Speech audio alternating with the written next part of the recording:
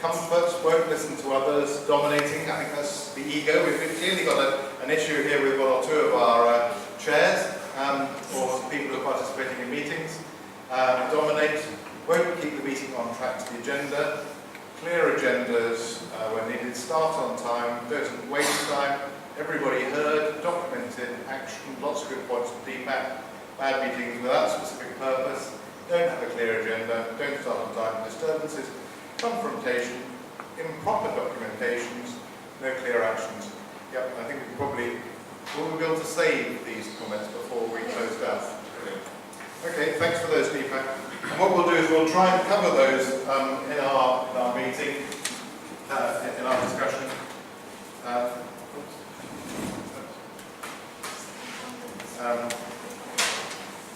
So we'll start off with the first step, which is planning.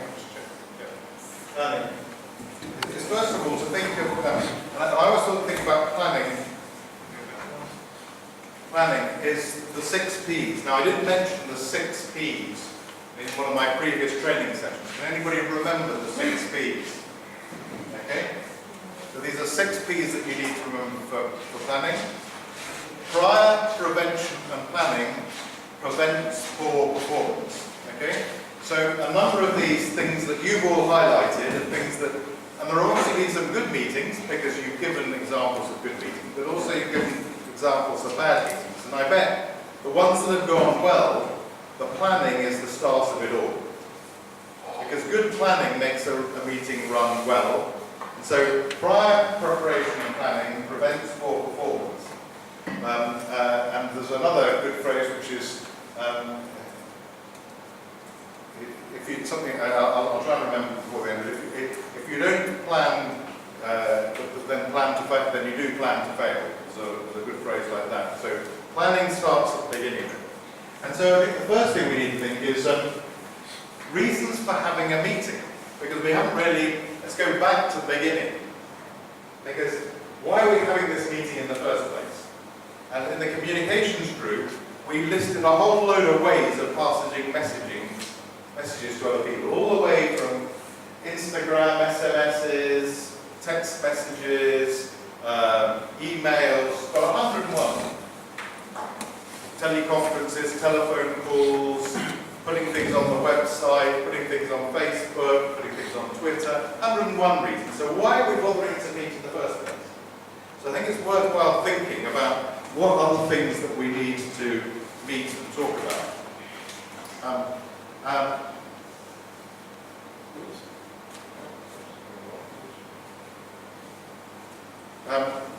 And the first really is we might need to do some debate something. But what we did in our comms meeting, we had a look at the things where we need to actually have a meeting and where some discussion is needed.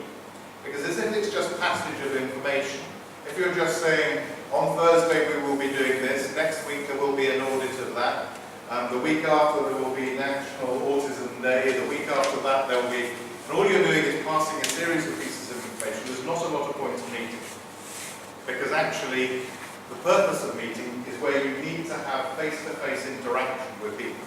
Sometimes by video, you can get away with video, but ideally, the very definition of the fact that you needed to have a meeting is because you need to pass over not just information, but actually pass over and discuss opinions.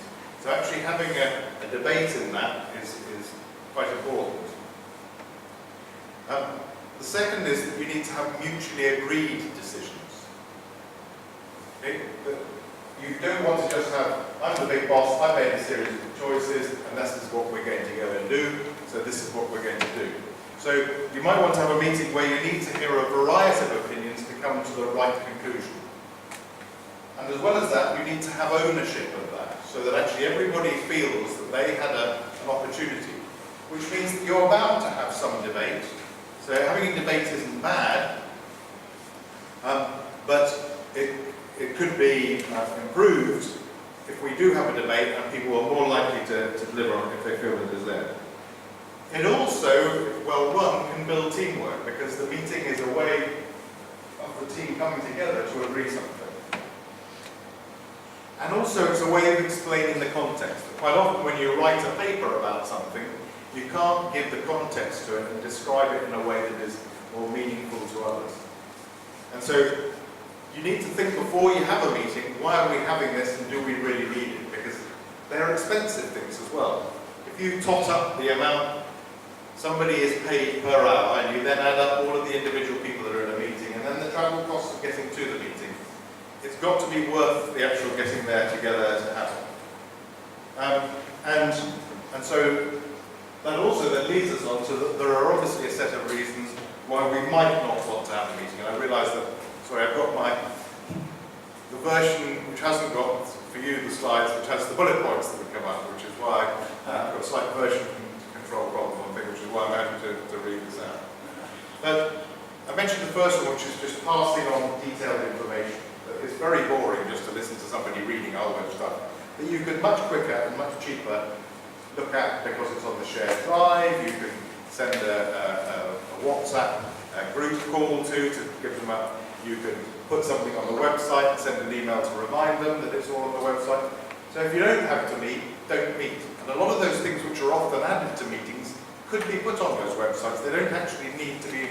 So if you're trying to look at cut things out, you need to ask yourself, with each individual agenda item, does this need to be on the agenda?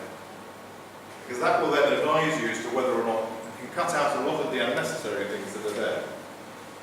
And other communications may be better for some of these things. So email, for example, maybe, but if you want to have group conversations and people to contribute other documents that might be useful towards something, probably better to send it, to say, have a group discussion on an email, to then everybody contributes and sends in documents, or they contribute towards a shared document.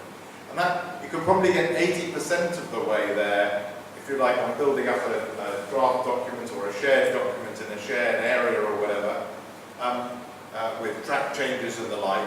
And then only when you've actually got to it 90% right, you then have a discussion to look at, and a proper meeting to discuss the bits that are there. And the other one I put down really is where the expense would not be justified. So let's come on to the meeting planning itself. Hopefully, there we go. We will have. And I should say by way of introduction that there are so many different types of meeting. I could have given you a long list. So you can have board meetings where there are legally requirements and all the rest of it, right the way through to informal meetings within small teams that get together just because they don't see each other and they want to have a team gathering to bond together as a group. But the first thing that you need to have is in terms of reference. This goes back to some of the problems. Why were we here? Who is the chair? All those various other things that we talked about. So the first thing that you need for any meeting is what are its terms of reference. Does anybody have do you know what I mean by terms of reference? People tell me the sort of things they would expect to be in the terms of reference. So let's have some ideas. What would be in the terms of reference? Whoever asks. What would be in terms of reference? Any points on the agenda so that... Okay. This is, if you like, these are the rules for the meeting. Before the meeting started, we've not written an agenda or anything. We just formed a new group that is going to discuss, let's say there's a new programme that's been agreed by Sangat. We've just got funding for, we'll call it the Goal Project. Okay? So the Goal Project's about to meet, and the Goal Project team are about to have their first meeting. And I've asked you to draft the terms of reference for that first meeting. What do you think should be in the terms of reference? Okay, what about that? The frequency of... Okay, how often you're going to meet? Okay, so how often is this Goal Project team going to meet? What else might we want to have on our terms of reference? Any ideas here? Who are the people who are going to attend? So again? Who are the people? Who's going to be there? Yeah, okay. Who's going to be there? Second, very important. So we now know how often we're going to meet. We know who's going to be there. Where? When? Okay, so you could say it's going to be the second, third. Where? The place. Where? Okay, physically the place, or whether it's going to be a video conference or whatever. Yeah. And you What other things might we want to know? Yeah. See. Where and when? Yeah. Anything else? What about those people? What are we going to put against those people? Somebody mentioned it earlier. Roles, what their jobs are. So who is going to be the chair? Who is going to be the secretary? Yeah? And the remit. I think the remit is also important here. I can't The hear. scope and the remit of The the. scope and remit, yeah. Okay, the boundaries, what it is that they are responsible for. What things can they make decisions? Can they agree a budget? Can they not agree a budget?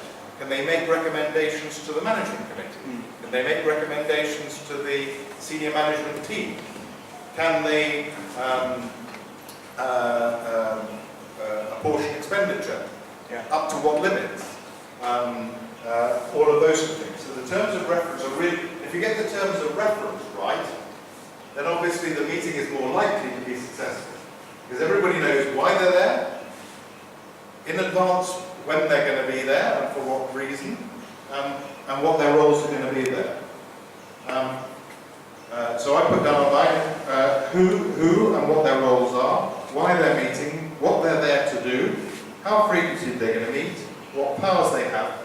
The other one which we haven't covered is what I call governance. And that is who they report to and who they report from. So quite often they sit as a boundary between, so they might have subcommittees. So it might say, the goals subcommittee will have a finance committee, a research committee, and a workforce committee, let us say, just to give 3 examples. And that they will report to the Sangat senior management team. So everybody knows what happens is, that's what that meeting's for, this is who they report to, this is where they gather information from, and where it goes to. And often these have to be signed off by the superior committee. So if, let's say, it's a committee that reports to the SMT says, yes, we agree these are your terms of reference. So it doesn't mean that the chairperson can wake up one morning and suddenly decide, oh, I think I'll also be in charge of gambling. I've always wanted to run some gambling, so I'm going to add Gambling Anonymous and Gambling Addiction to my list of terms of reference because I think it's an interesting subject. Yeah? So we've got a very clear define, and it's the first stage in stopping things going off the rails. Do you have or do you use Mr. Doodle? Yes. Doodle polls, okay? Who doesn't use Doodle polls? Does everybody use Doodle? Most impressed. Sometimes not. I have a big problem with my military friends. Some of you know I work with the military. I used to be military myself, but I've been out for over 20 years. But the military say, General, when are you free? And the General says, a week on Tuesday. And they say, right, that's when the meeting is, a week on Tuesday. Nobody else who is important for the meeting can attend, but that's when the meeting's going to be because that's what the General says. So the General has a meeting with himself. This is not helpful, useful time, okay? We need to persuade, even within the military, that what we need to do is to try and get, and you will have, when I give my secretary who helps organise my meetings or whatever, I say, look, please go to Doodle poll, and these are the 3 crucial people. Everybody else would be nice to have, but actually the 3 crucial people are A, B, and C. If we don't have A, B, and C, forget it. But I want A, B, and C. I want one person from each of these organisations. Otherwise, don't bother with the meeting. So, getting the right people at the meeting, and those right people also need to be empowered. So, sending out past minutes, records of decision, action matrix immediately after the previous meeting. Okay? So, most people in most organisations, you get the minutes and the agenda the day before the meeting you're attending. Yeah? So, if you plan, that's what I'm remembering. If you plan to fail, if you fail to plan, you plan to fail. That's what I finally remembered, okay? If you fail to plan, you plan to fail. Because actually, if you're not planning this in advance, so that what should happen, and I'll give reasons for this in a minute, but actually, it should come out within 48 hours, I believe, 48 hours of a previous meeting. Because then the idea is, A, you as a secretary are familiar, still in your mind with what happened. Secondly, the people who are at the meeting have still got a fresh memory as to what happened. And thirdly, if you have an action, you can see that you've had action. Oh, I didn't realise I had an action to do. And it's no good learning about it the day before the meeting that you had an action. You need to see it there. And so actually putting out the minutes. And I would recommend that chairs put time in their diary. Literally, you put a calendar. And even more, people who take minutes put however many hours they think they're going to need to get the minutes out, and actually put it in the day after the meeting, maximum 2 days after the meeting. They block out 2 hours from their calendar and say minute writing. Because that is really important, to give those people protected time, because everybody else is dependent on getting those minutes. Now ideally people would have kept their own notes and will already be thinking about taking action. But those are, remember, only draft minutes at this stage. Okay? And you can often say, here are my draft minutes, anybody any comments back to me within 48 hours. Okay? You've given them a task, you've given them a limit, in order that you can amend and get those out.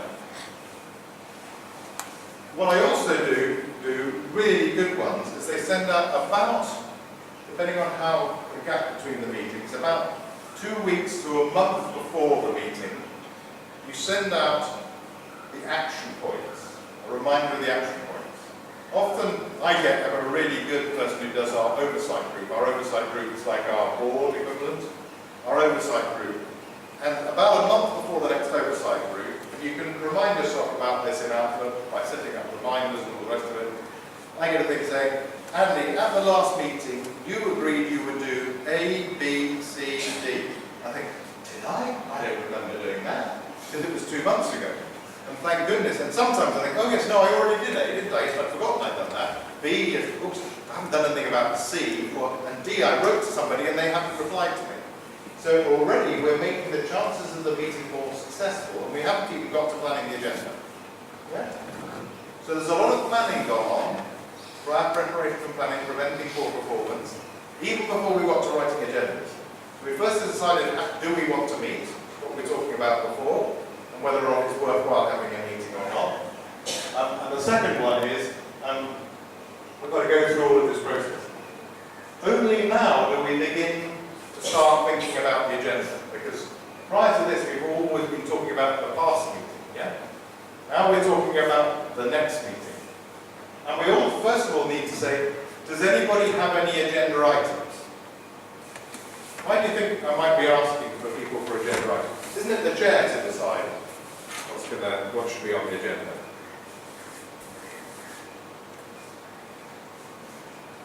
Well, why might we want to ask people if they want to put agenda items on? Collaboration. Say again? Collaboration. So that others also involved. Yeah, others are involved, and they may have things, they've been invited onto that meeting because they have an opinion which is valid. And we want them to be able to put in things in the meeting to get the support of their colleagues. Yeah? So really important to ask them for their agenda items. What else might it help with?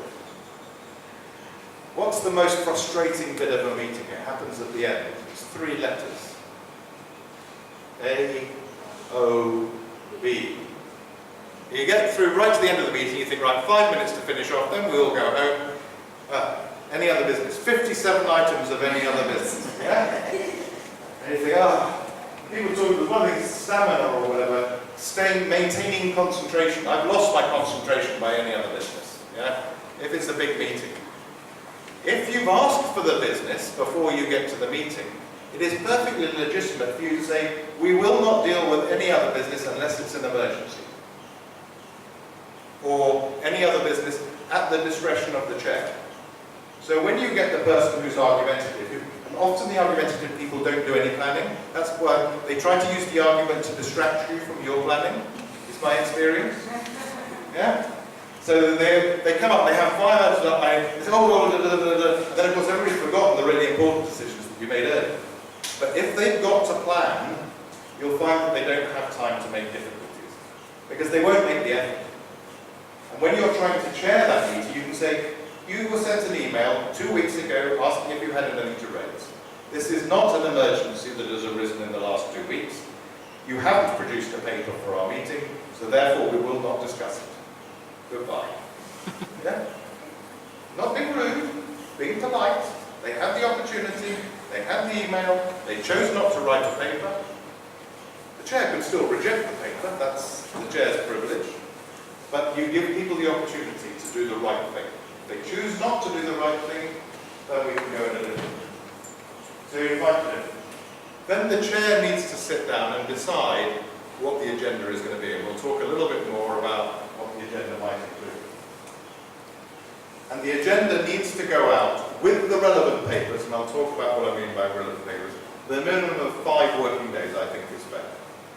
I normally try and do a week in advance because I think that's reasonable. Because everybody has other commitments. Everybody, if there are important people that are coming to a meeting, they will have other jobs. Their sole job is not preparing for your meeting.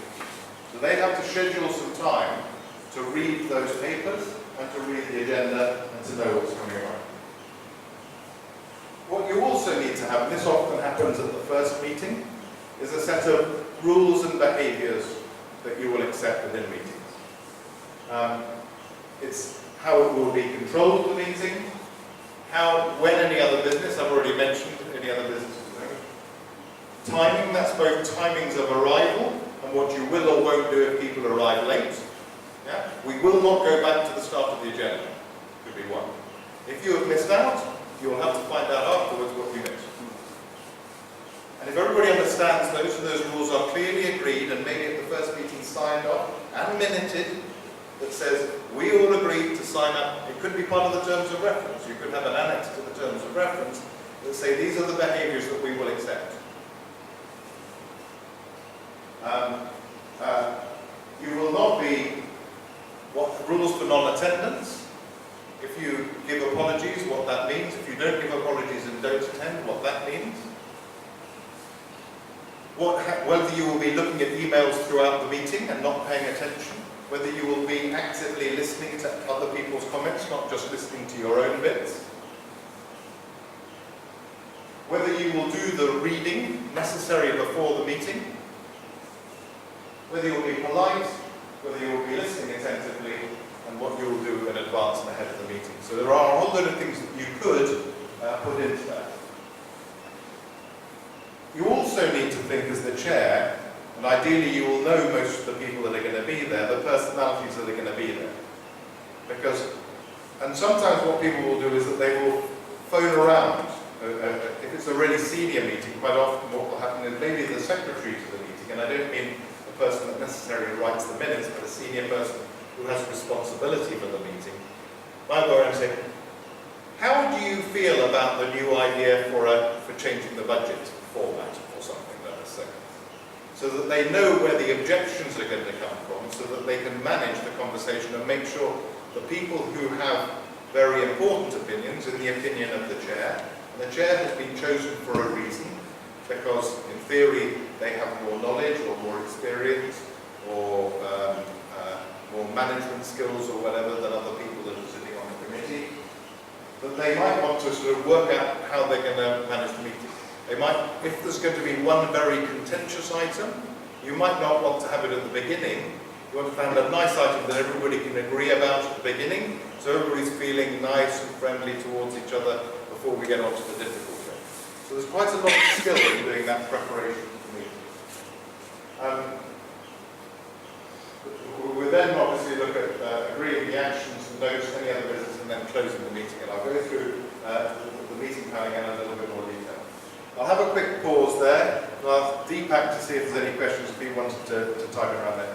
Are there any questions about the planning end of this, as to how we might plan the meeting? Because there's an awful lot that you can do. We've not yet gone through the full bit of how the agenda might be set out.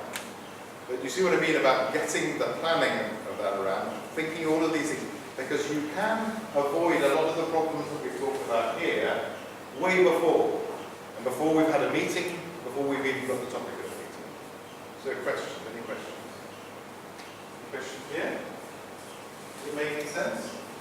Yeah? Questions here? Anything? Feedback? Nothing from Deepak yet, okay. Let's go on. So let's have a look at the agendas. The basics.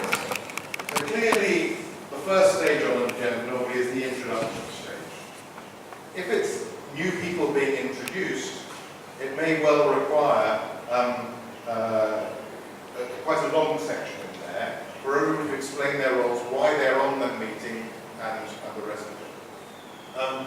And obviously, we will then need to have somewhere in the agenda the previous actions of the follow-ups. And I'll come to those in a moment in a little bit more detail. It will then tell you what's happening for the next meeting, or what the next steps are after the meeting. We'll then have period for any other business, if it is agreed that there will be, and then time for all of the items. So there might be a number of items, and each of those things need to be fit in the agenda. So those are the minimum contents I think that you would expect to have in an agenda. But the order in which you put them may be different. And it doesn't have to be the same in all cases. So let us start. Most meetings start with introductions, and then you have minutes of the last meeting. Yeah, that's the normal way that most people do it. Anybody think of any disadvantages of doing it that way? Anybody? Disadvantages? Anybody ever been to a meeting where we never get on to the agenda items? We're always discussing any other business, prior meetings, actions from the previous meetings. Because actually, people then dispute what was in the action from the previous meeting, and they sort of say, did you follow up that action? Oh, I didn't like the way you did that action, or the rest of it. And then your 2-hour meeting, by the time you get to 1 hour 45, you haven't got to item 2 on the agenda. Yeah? That ever happened to anybody else? It's happened to me. Here, what we follow is with the ARG, if that item is going to be discussed, it is put on the agenda. So while following up in the minutes, they just say, I'm going to be discussing. Okay, that's one good technique, yeah. So it should be, if you're going to have it at the beginning, it should be actions from the last meeting, if not covered on the agenda. Yeah? So you only ever cover things. So let's say there's something which doesn't require a follow-up, doesn't require any discussions. You might put a bullet point in there, agreed to recruit 2 new people, and it just says action complete. Yeah? Nothing more needs to be said, but you can see it recorded in the minutes from the previous meeting that yes, this action has been complete. You don't need to have an agenda item about it. One other way I've seen it done, to avoid this, because again, you have called the meeting for a purpose, to discuss important items on the agenda. Now ideally, if you put the action log or the minutes at the end, just before any other business, you will have already covered them either as mainstream items, and you won't then waste your time talking about previous things when you're there. You see what I mean? So quite a few people will put the records of the previous meeting right at the end, to just, if you like, be a sweeping up of the small matters that haven't been discussed in the main items of the agenda. I'm not saying you must do it that way, but it's quite a useful way to do it. But more importantly, so that was just about prior meeting. Accuracy, so see, the other thing, there's 2 ways of actually organising the actual main items of the agenda. So the first way of doing it is to put the urgent items first, the important items second, and other items third. Or alternatively, you could put matters for decision, because again, the meeting is there together for a meeting. To decide things is the most important thing that the meeting will do. To discuss things is the second most important thing to do. And the third thing, if they need to do it at all, is to share information. Okay? So that, again, you could put them in that order. A third way that some people do it is to deal with the strategic things, again, at board level. What's your board or your management committee, isn't it? Mm-hmm. So the management committee might decide that they want to only deal with strategic things. They will have to do 1 or 2 operational things because the SMT normally does those, and they won't bother with the tactical things. So you could do it in that order.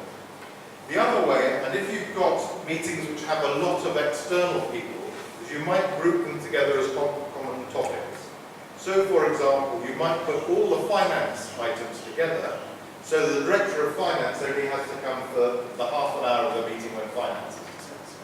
They don't have to sit down. And so you don't have to put up with them doing all their other emails when they're not very interested in the analysis of data bits and all the rest of it. And they're yawning and playing with their games on the machines and all the rest of it. Yeah.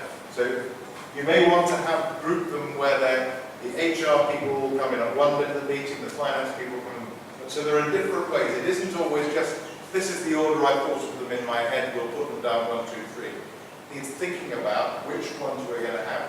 Because if an item overruns, and there are perfectly good reasons for items to overrun, you don't want to be there when the most important thing in the meeting was a decision, and you didn't have time to make the decision. Then you have to have another meeting more expense, more organisation, more time, more worry, more stress. So putting the decision first, then the discussion, then the information. That's the way I would normally do it, and I'll show you a way of ensuring that. I mentioned as well also the prior meetings. So these are the previous meetings, and obviously we need to check the accuracy of those. We need to check on the follow-ups, so they're going to